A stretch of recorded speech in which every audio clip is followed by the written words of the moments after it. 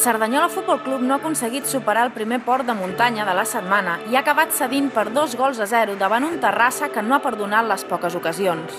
Primera part d'efectivitat total pels locals. N'han tingut una i l'han feta. El partit ha començat, però, amb tots dos equips temptejant. Joc d'anades i vingudes i poques aproximacions, amb un Terrassa que pressionava la sortida del Cerdanyola Futbol Club.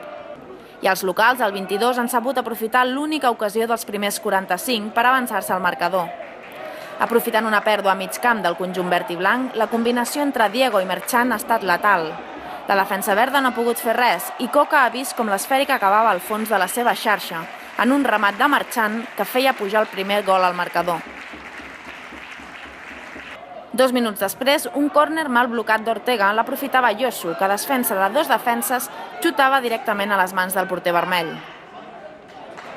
En la següent jugada, Diego servia l'esfèrica a Merchan, que posava novament perill a l'àrea verda. Al minut 29 era Silver qui, després d'un rebot, s'inventava un potentíssim xut creuat que marxava fregant el pal. Els darrers minuts de la primera part han estat pels locals, que imprimien més pressió i mossegaven cada jugada. A la represa, una combinació entre Josu i Dani acabava en res, ja que Sergi Arranz, que havia entrat feia uns segons, no aconseguia rebre bé. Al 48, Isaac Maldonado es desmarcava, pujava a la banda i aconseguia marxar de Francis per buscar Merchan, que no aconseguia acabar la jugada. Al 51, novament Isaac marxava sol i encarava a Coca, que guanyava la partida. De segona jugada, rebia Matamala, que sol, a punt de penal, xutava potentíssim una esfèrica que marxava fregant el pal. 2 minuts després, Matamala no perdonaria. Diego s'inventava una jugada de banda i una passada perfecta, que el nou vermell convertia en el 2-0.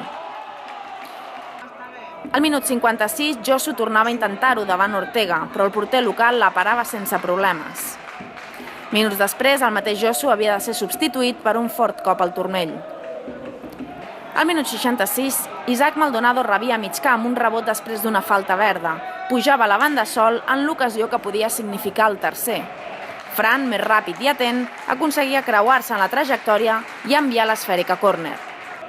Els darrers compassos de partit han estat d'igualtat, amb un Terrassa que es conformava amb el marcador i un Cerdanyola Futbol Club que no aconseguia acostar-se en perill a l'àrea d'Ortega.